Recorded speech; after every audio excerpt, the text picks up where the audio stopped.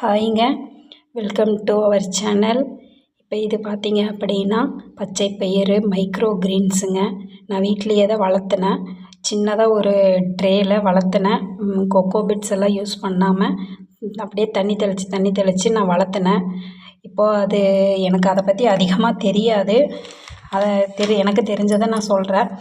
Weight loss பண்ணுறதுக்கு இது சாப்பிட்டோம் அப்படின்னா வெயிட் லாஸ் ஆகும்.